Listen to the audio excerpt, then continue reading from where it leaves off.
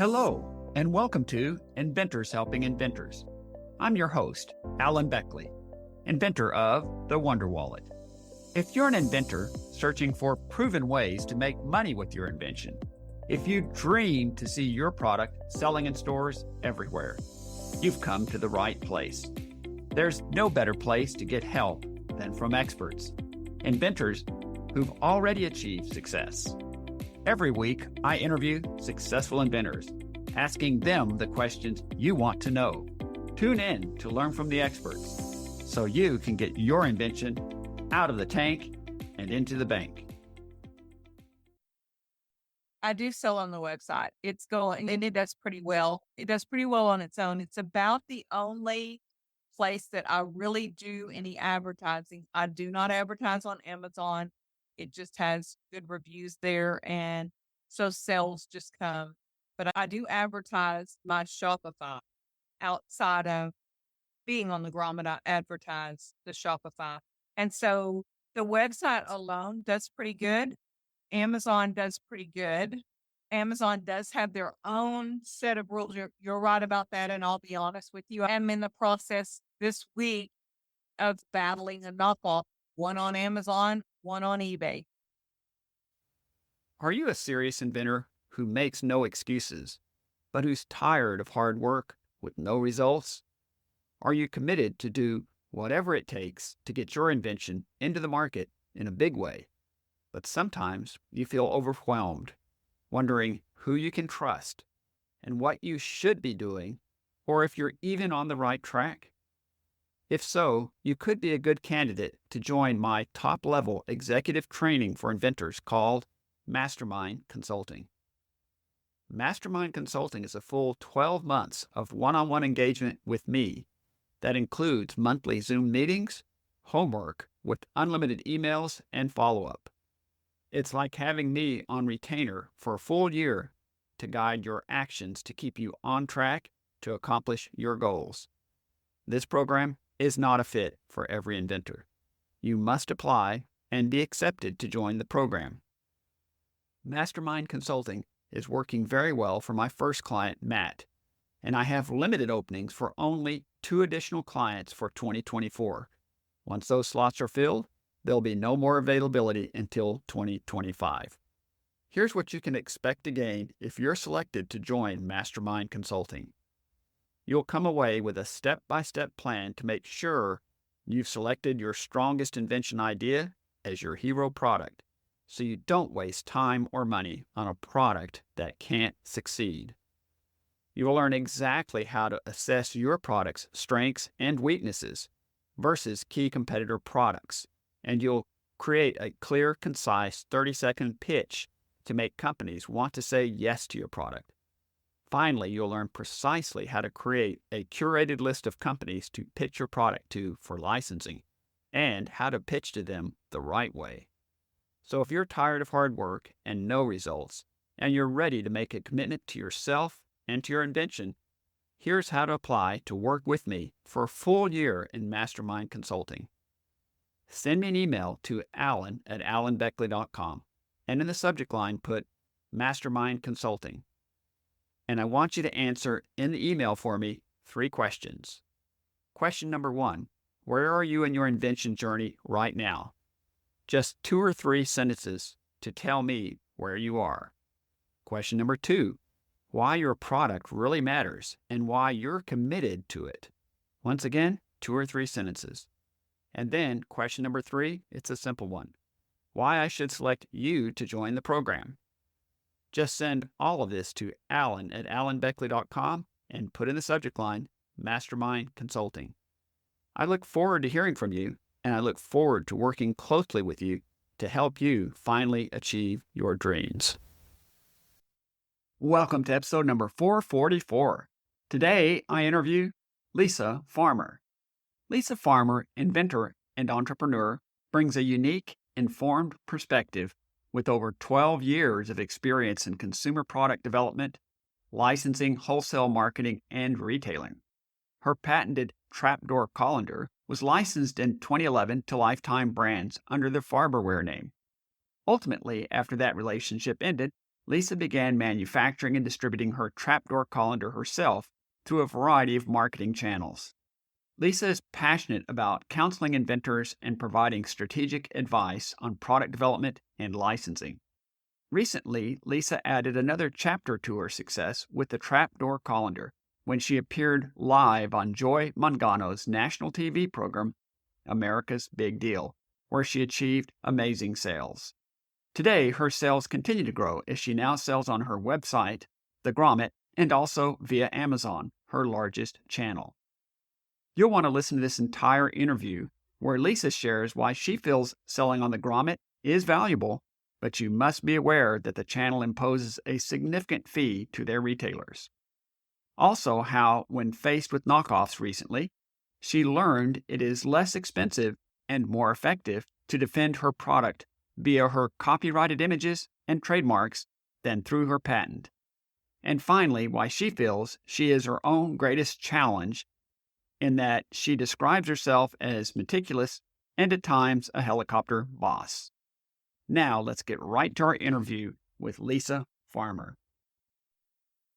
Lesia Farmer, it's a pleasure to have you back on the podcast with us again today. Thank you very much. It is a pleasure to be here as well. Lisa, we last spoke about 2 years ago in July of 2022, which was episode 214.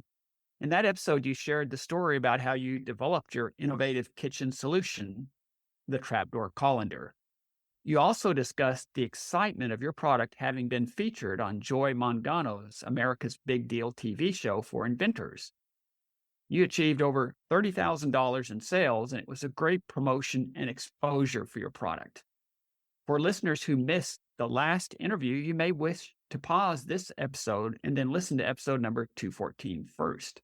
A lot has happened for you and the trapdoor colander since 2 years ago, and I wanted to catch up with you and share your new adventures with our listeners. Besides America's Big Deal, one of your best selling platforms had been the Grommet. You were very disappointed when the Grommet closed their doors and went out of business for a time. Fortunately, the Grommet relaunched once again. I think it was in August of 2023. Can you share with our listeners why the Grommet has been a great platform for sales of the trapdoor colander? And also, would you recommend the Grommet to other inventors looking to get good exposure and sales for their product?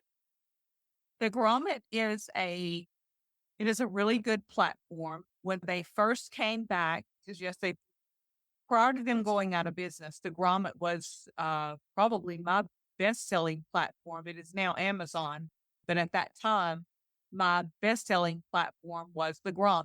I did very well on there. I was very disappointed when they closed, as you said before, but when they came back with a little different setup, and so I didn't much care for the original because you had to pay. I don't remember what it was, but it was a couple of grand-ish, if not more, per year to be on there. And then they changed the platform again to where you have to people go on and they upvote your product. Every time they do an upvote, they get 20% off. So they get a 20% coupon and you have to have a Shopify store because it has to go through your Shopify store at the Grommet. And I can't say that I would or wouldn't recommend at this point. I just know that you got to be prepared. You don't want to outprice yourself, which is the one thing that I have to be very careful with the trapdoor colander because I don't want to outprice myself. But you have to boost it up there a little bit because you've got a 20% coupon coming right off the top. And then when your sales reach a certain amount, and I can't remember, I would hate to say the amount because I can't remember exactly what it is, they start taking a 30% cut. And so between the 30 and the 20, that's a large hit on someone, especially that is like me because I manufactured myself. I ship myself, I package, everything goes out of here. So I do everything myself. Um, but that's a large hit on a small company. We're up to 50% if you reach those sales numbers. So I haven't really pushed. You can do the lives and stuff on there, and it does every time I do anything on there, it does boost my sales. I'm just until I am really comfortable with the amount that it costs once your sales reach that peak where they start taking 30% out. I'm just really not comfortable right now to either recommend or not recommend. I can't say they're a bad place. It's great exposure. So I would always say anything that gives you exposure in the beginning. And if it starts getting too costly, you can always take your product off. Thank you for sharing that. And I want to highlight several things that you touched on. And from a high level, one thing I would say to all of our listeners who sell a product on any platform, every platform has their rules. And you have to be fully aware of what those rules are, how much they're going to charge you, all the different fees, et cetera, and factor those in terms of to what degree you feel like you truly want to participate. And you highlighted a couple of things with the grommet. First of all, you said it's great exposure. You do have to have a Shopify account to use it. And you've had good results from it before. And you did mention in the past, it actually was your best selling platform. And right now, it's actually Amazon that's your best selling platform. But you also mentioned that they have a 20% off coupon. So they automatically get 20% off, as I understand that. So that's something you have to factor into your cost then, because you're getting a substantial cut there. And then when you reach a certain level, they get 30% more. To me, I find this slightly confounding in one regard. It would tend to punish people who sell more, would tend to make you want to sell right below that 30% hit so you can optimize your profits. But you would think the opposite. You would think maybe the fees would be higher to some degree in the beginning. And when you reach a certain higher level, they would reward you by perhaps reducing the fees. What are your thoughts about that? I feel the same way, and that's why and to be honest and to be fair to the grommet, because I haven't had the time to really dig in. I've been extremely busy, so I haven't had the time to really dig in to, even though my product is on there, I haven't had time to really dig into platform and really get on there and start pushing the lives and things like that. But yes, absolutely. It is very concerning to me that at some point, if my sales reach a certain point, they're going to take 30% plus the 20%. Because if you think about that markup, you're going to have to mark your product up any way you look at it. It doesn't matter. And it doesn't matter whose product it is or actually where you're selling. You always have to factor in how much that platform is gonna take percentage wise so that exactly how to mark your product up so that you still make a good return on your investments. For me, I keep my sales slow right now on the grommet because it's doing very well on Amazon.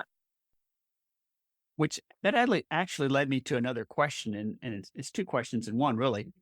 The first one is, so how are you liking Amazon? Amazon has its own rules as a platform. And also, I presume you also sell on your website, and how's that going for you? I do sell on the website. It's going and it does pretty well. It does pretty well on its own. It's about the only place that I really do any advertising. I do not advertise on Amazon. It just has good reviews there, and so sales just come.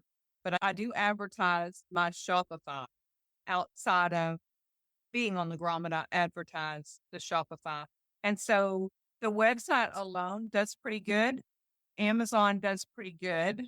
Amazon does have their own set of rules. You're right about that. And I'll be honest with you. I'm in the process this week of battling a knockoff, one on Amazon, one on eBay. Yeah. So you've got everybody has their rules. Even though you own your product or that you own the patent rights and I have the trademark, and even though you have all that, you still have to go through all the red tape and climbing over the fences and all that to get a knockoff taken down, and the pain, yes. Something I'd heard from another podcast guest, which I don't know if you've looked into this, but they had said that they found defending their patent, so to speak, really challenging.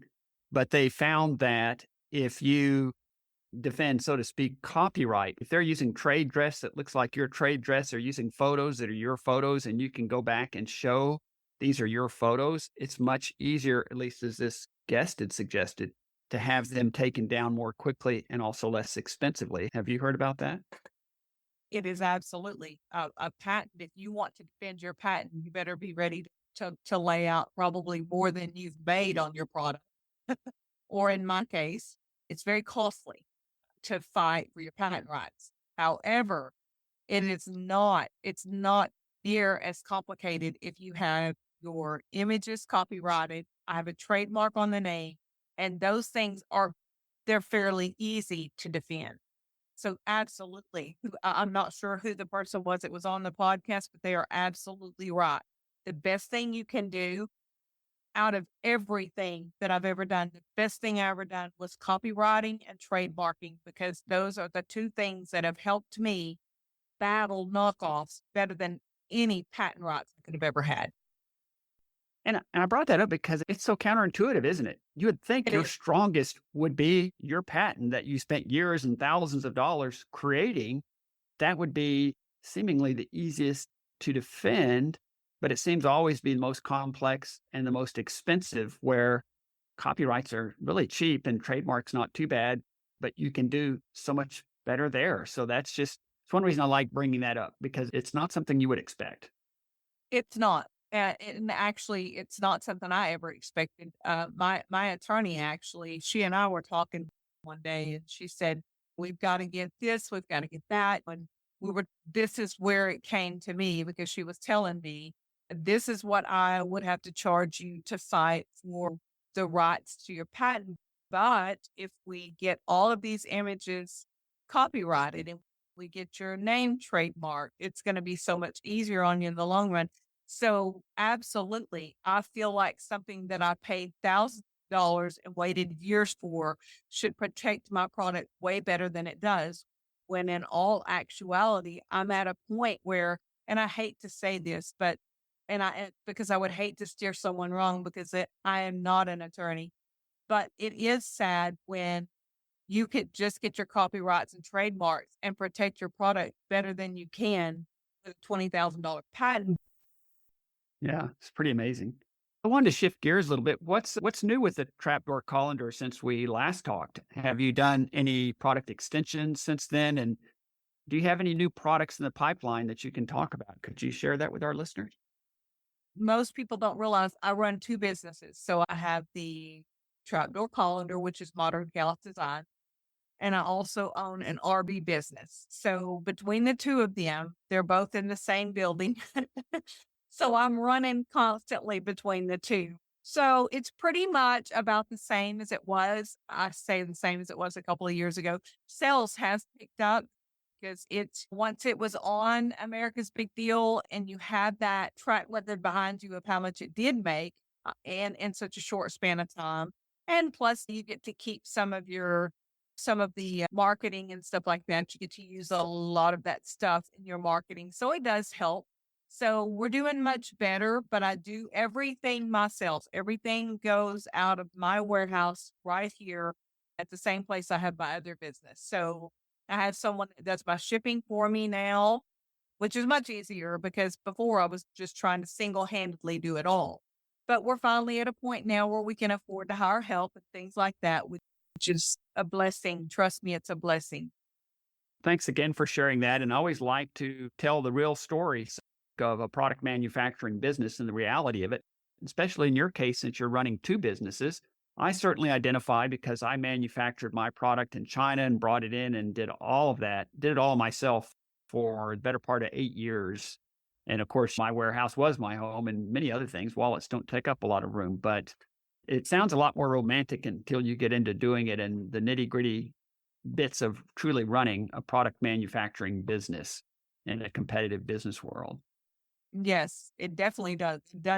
You said it right. It sounds oh so romantic until today is my day. It's Saturday. So Saturdays are my day I'm out there in the shop. It is sometimes hot. It is sometimes cold. I am sometimes crawling around, cutting and breaking down boxes, clearing out, making sure that the inventory is all in the place where it's supposed to be, My numbers are all correct and things like that. I do that every Saturday. I just do a quick follow up Saturday. Occasionally, I get to go in the RV for a while, and sometimes we'll take a weekend. But for the most part, Saturdays are dedicated to being out there in a nasty warehouse. It's not nasty, but I all around.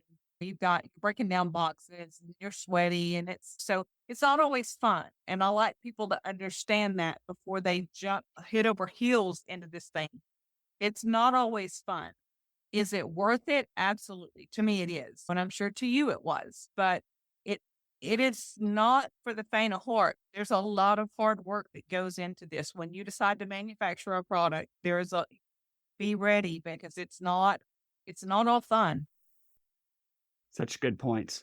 And that leads me to my next question, and that is running a product manufacturing business, as you've already alluded to, is always challenging.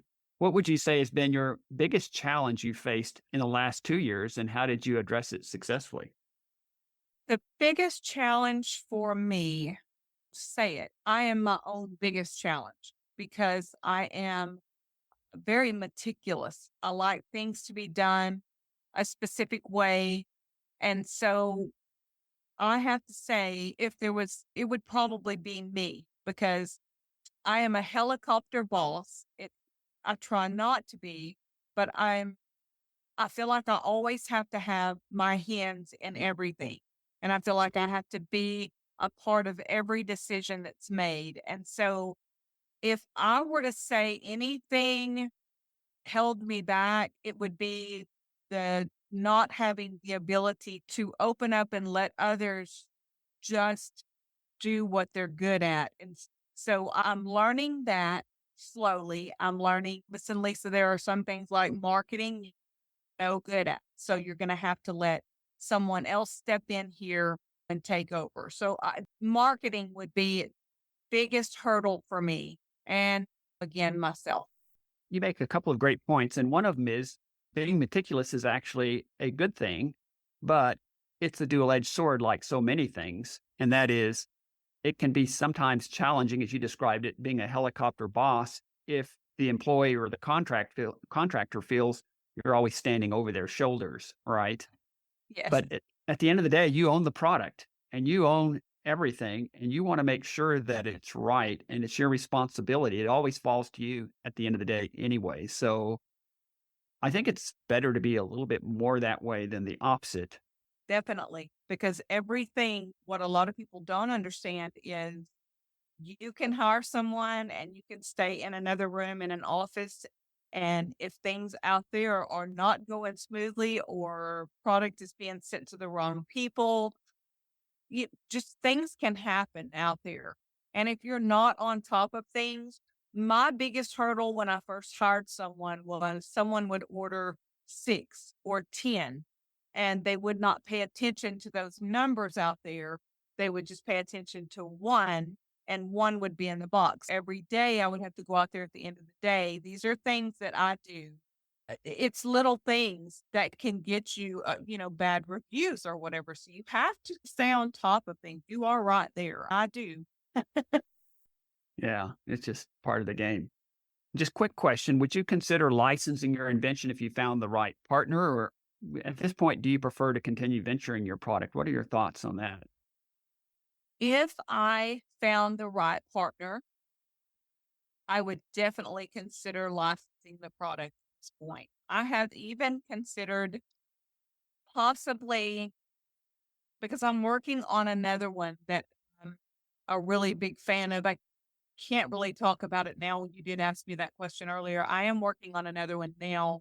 Not really prepared to fully to discuss this one yet, but I am open to licensing. I really am open because I will tell you, manufacture, you know this because you did it yourself. It is a very time consuming thing. You just don't realize it until you get into it exactly how time consuming it really is. So yes, I would definitely consider doing something different. Absolutely, if the right company come along. Sure. Thanks for answering that. And yeah, product manufacturing, one of the ways I always looked at it is every mistake always falls to you and always ends up costing you in the end. Even if the factory made a mistake, you found the mistake, there was a defect, and you had to reach out to them and get it corrected. In the meantime, you have less product to sell because you're waiting for that to be addressed and dealt with. So it's still costing you. Yes. Yes. And things do happen on a regular basis. Every time you think things are going to go really smooth, there's always that bump in the road. So you have to be ready for it. Good point. As we roll towards a close, are there any parting words that you'd like to leave us with? I like to always leave people, especially in the inventing industry, I like to always leave them with a little positive because even though I like to be very truthful about just how difficult inventing is, especially the manufacturing side, I also like to leave them knowing that when I started this journey, you hear a lot of people yell, "Oh, I did it was bootstrap. I did everything bootstrap." I literally did everything bootstrap. I did everything from making my own sell sheet. Had to learn it, had to figure it out, to making my own prototype, had to learn it, had to figure it out in a shop. We've covered some of these things. There are so many great things about the inventing industry, and a product doesn't have to cost you. I see a lot of people that are in $65,000 or 125, $150,000, and they don't even have a licensing deal yet, or they're not even moving product. They don't even have products yet. So I just like to leave people knowing that there's a reason why you have your podcast. I have Inventing Wise. Follow these people and be careful with your money because if you overspend before you ever get there, it's so difficult. And you know this to get a return on your investment. It is so hard. You make a really great point. I just like to highlight real quick about so many inventors. I guess I use a simplistic example of having a gigantic garage full of product before they know if they can sell one because the cost per each is so much better that way. And before they know it, they're in 60,000 or more. And I believe in what I call incremental risk. Start small, see if you can sell that, move that inventory, get some profitability on that, then go to the next level. That way you're never way out in front of your skis, as they say. And it does tend to preserve your capital because inventory can be one of your highest costs. If you got a lot of inventory that's just burning up the shelf and not moving, that's expensive. Absolutely. I'm very fortunate, but most people have to have a place to store it. You're paying for all of that while you're hoping that you can get it off the shelves. And I'm with you. I started my very first order. I can't remember. I want to say it was a couple of thousand, maybe it might have been 1,500. Now my orders are much larger. I started with the minimum they would let me order because I figured the path of least resistance. I didn't want to spend 60,000. I would rather spend 5,000. Let's see what it does. Let's see if it moves before I step up into any kind of big money. And so that's a very wise thing. Absolutely. I wish more people would do that. And my final question, Lisa, is how can our listeners reach you if they have other questions? I am always available. Sometimes it takes me a little bit to get back to you guys, but if someone needs a little help, they can always find me at inventingwise@gmail.com or inventingwise.com. So they can find you at inventingwise@gmail.com, your email address. And Yes. also website is Invent. inventingwise. Yeah, inventingwise.com, right? That's it. All right. Lisa, as always, thank you so much for joining us again on the podcast. It's great to catch up with you after 2 years here and Yeah. look forward to connecting with you again in maybe another 6 months or a year and see what you've got going on at that time. So thank you so much for being on the podcast again. You are very welcome, and hopefully I'll have a product to share when we do this again. Thank you so much for having me, Al. You bet. Sounds great. So you're done searching for your product and it's not out there. Yay! Maybe you filed for a provisional patent and done some marketing research or surveys. Heck, maybe you've even created a rough prototype, then found that, although it kind of works, it looks like something from the Stone Age. You'd be embarrassed to show it to your friends, much less to a manufacturer for a licensing pitch. What if I could put you in touch with a guy who offers free consultations, takes no money down, no money up front, and will give you a quote on your project before he starts? What if I told you that this same guy can help you design your product and make you a virtual prototype before you ever put a penny into building a physical one? What if I told you he could make you patent drawings, CAD files for manufacturing, and even make marketing videos and build you a website? If this sounds like someone you want to talk to, let me introduce you to my first podcast sponsor, Brian Keast at I Draw Dreams for Inventors. With 3.5 years of trade school and 15 years of mechanical experience working as a mechanic for General Motors, you have someone that's seen countless design failures and how they were fixed. Also, he had a 25-year career as a general contractor who designed his own houses and remodels on computer-aided design. In getting plans through countless building departments, he gained a tremendous amount of experience by working directly with structural engineers. The many years of combined experience in these two careers gave him a unique look into stresses and failures in design. He brings this wealth of knowledge and experience to his company, I Draw Dreams, as the CAD guy who will design a product for you that will work. Every inventor I've referred to Brian has come away delighted with the work he has done for them, and I think you will too. Just make sure to tell them that Alan sent you. Thanks so much for tuning in to Inventors Helping Inventors. If you like the show, please tell your friends about it. Make sure to subscribe in iTunes or wherever you get your podcasts so you won't miss a single episode. Talk to you soon.